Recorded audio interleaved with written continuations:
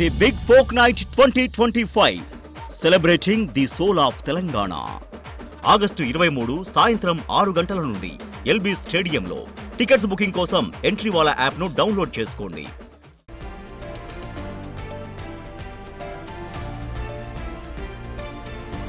Breaking news. Panchayati Raj శాఖలో కీలకంగా వ్యవహరిస్తున్న ఇంజనీరింగ్ ఇన్ చీఫ్ కనకరత్నం ఏసీబీకి దొరికిపోయారు. 50,000 లంచం తీసుకుంటూ ఏసీబీకి రెడ్ హ్యాండెడ్ గా పట్టుబడ్డారు.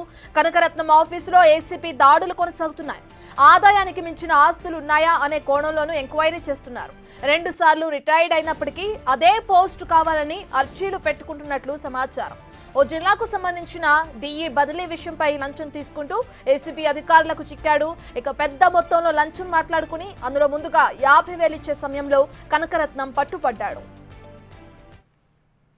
కీలక పదవిలో ఉన్నటువంటి కనకరత్నం అనేటువంటి ఒక ఉద్యోగి ఇంజనీరింగ్ ఇన్ చీఫ్ అంటే చీఫ్ ఇంజనీర్ అనేటువంటి ఒక పూర్తి మంచి ఉద్యోగంలో ఉన్నటువంటి కనకరత్నం సుమారుగా 50,000 రూపాయలని కూడా లంచంగా తీసుకుంటుండగా ఏసీబీ అధికారులు అయితే ఆయన ఆఫీసులోనే ఆయనని పట్టుకున్నారు. ఒక డిఈని అంటే డిస్టిక్కి సంబంధించిన ఒక ఇంజనీరింగ్ అధికారిని, ఒక జిల్లా అధికారిని వేరే చోటకు బదిలీ చేయించుకునేందుకైతే ఆయన లంచంగా 50,000 రూపాయలు తీసుకున్నట్టుగా తెలుస్తోంది.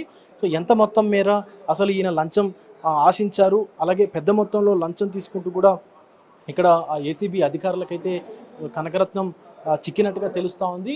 అయితే కనకరత్నం 50,000 ముందుగానే అంటే పెద్ద మొత్తంలో మాట్లాడుకున్నటువంటి లంచంలో భాగంగా 50,000 రూపాయలని ఇప్పుడు ఇవ్వాల్సిందిగా ఆ అధికారిని కోరగా ఆయన ఇటు ఏసీబీ అధికారులకు సమాచారం ఇవ్వడంతో వెంటనే ఇటు ఏసీబీ అధికారులు తనిఖీలు చేపట్టి సత్వరమే ఆయనని అదుపులోకి తీసుకుని ఆయనకు సంబంధించినటువంటి ఆఫీస్ రూమ్ ఏదైతే ఉందో ఆయన ఆఫీస్ రూమ్తో పాటు ఆయనకు సంబంధించినటువంటి అన్ని కీలకమైనటువంటి డాక్యుమెంట్లను కూడా ఏసీబీ అధికారులు అయితే తనిఖీలు చేస్తూ ఉన్నారు. అక్కడ ఇటు ఆయన ఆఫీస్తో పాటు ఇల్లుకు సంబంధించినటువంటి ఇంట్లో కూడా తనిఖీలు చేసేటువంటి అవకాశం అయితే కనిపిస్తూ ఉంది. ఎందుకంటే ఇదివరకు ఏమైనా ఇలాంటి అక్రమంగా సంపాదించినటువంటి లావాదేవీలకు సంబంధించినటువంటి ఏమైనా డాక్యుమెంట్లు దొరికేటువంటి అవకాశం ఉందా అన్నటువంటి కోణంలో కూడా అటు ఇంటి వద్ద కూడా దాడులు చేసేటువంటి అవకాశం అయితే కనిపిస్తూ ఉంది. అలాగే కనకరత్నం ఇదివరకు ఏమైనా అక్రమంగా అంటే ఆయన ఆదాయానికి మించినటువంటి ఆస్తులు ఏమైనా ఉన్నాయా, అక్రమార్జన ఏమైనా చేశారన్నటువంటి కోణంలో కూడా అటు ఏసీబీ అధికారులు అయితే ఇటు దాడులు అయితే నిర్వహిస్తూ ఉన్నారు.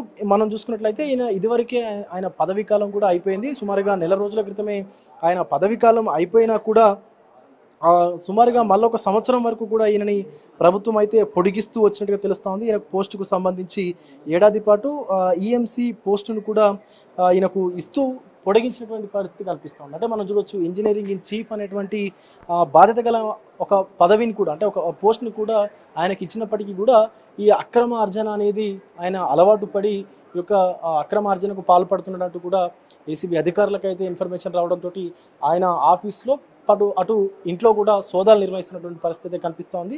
ఆయన ఆదాయానికి మించినటువంటి ఆస్తులు ఏమైనా ఉన్నాయటువంటి కోణంలో కూడా ఏసీబీ అధికారులు అయితే సోదాలు నిర్వహిస్తున్నటువంటి సిచ్యువేషన్ కనిపిస్తూ ఉంది. కెమెరా పర్సన్ సురేష్తో విజయ్ బిగ్ టీవీ, పంచాయతీరాజ్ కార్యాలయం నుండి.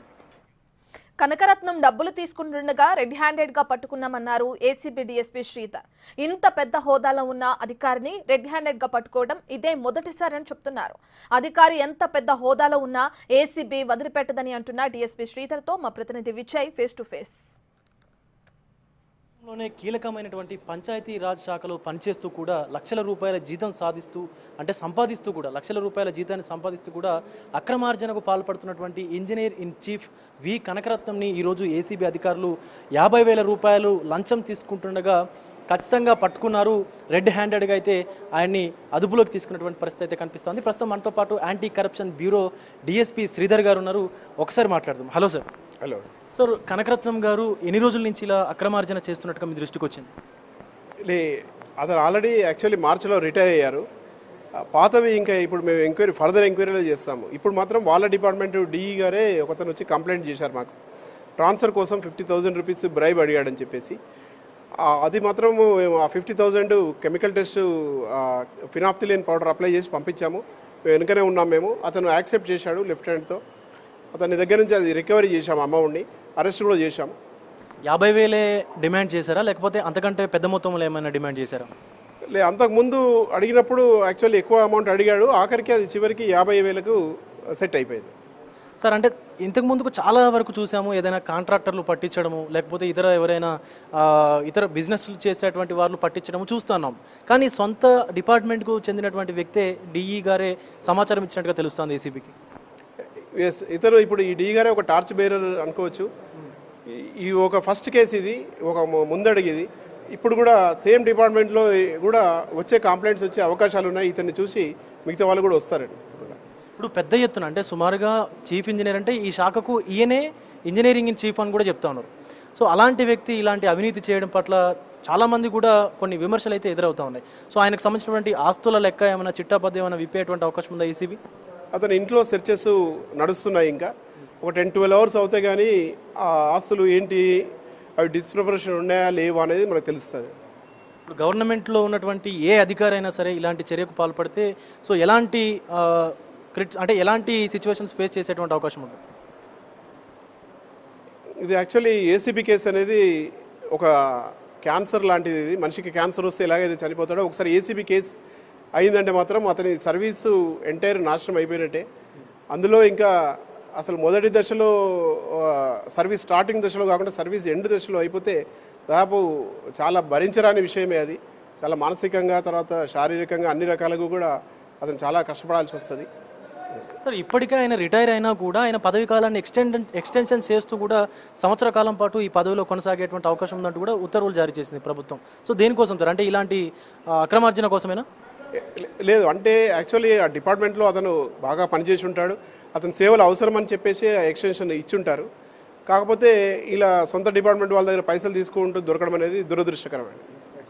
ఇప్పుడు ప్రభుత్వంలో పనిచేసేటువంటి అధికారులు ఎవరైనా సరే లంచం ఇవ్వడమైనా తీసుకోవడమైనా తప్పే, కానీ అలాంటి తప్పుని చాలామంది చేస్తూ ఉన్నారు. ఇప్పటికే ఏసీబీ అయితే దూకుడుగానే వ్యవహరిస్తోంది. చాలా చోట్ల సోదాలు నిర్వహిస్తూ ఉన్నారు. చాలామంది అధికారులను కూడా పట్టుకుంటా ఉన్నారు, ఈవెన్ జైలుకి కూడా పంపిస్తూ ఉన్నారు. సో అలా చేస్తే మీరేం చేస్తారు ఏసీబీ తరపు నుంచి? కంప్లైంట్ ఇస్తే తప్పకుండా ఏ ర్యాంక్ అధికారినైనా మేము అరెస్ట్ చేస్తాము. ఇవన్నీ నిన్న కూడా ఏసీబీ నుంచి ఒక ఈఎన్సీ గారు అరెస్ట్ అయ్యి జైలుకి వెళ్ళారు. అతను ఏ కంప్లైంట్ వస్తే నిష్పక్షపాతంగా వివరించి మేము తప్పకుండా చర్య తీసుకుంటాం. సో ఏ స్థాయిలో ఉన్నటువంటి అధికారి అయినా సరే ఏసీబీకి చిక్కితే వారి జీవితం ఇక అంతే అన్నట్టుగా తెలుస్తూ ఉంది. సో మనం ఇక్కడ చూసుకున్నట్లయితే వి కనకరత్నం అనేటువంటి ఈయన ఇంజనీర్ ఇన్ చీఫ్. ఈ శాఖకు సంబంధించి ఈయనే అత్యంత ముఖ్యమైనటువంటి వ్యక్తి.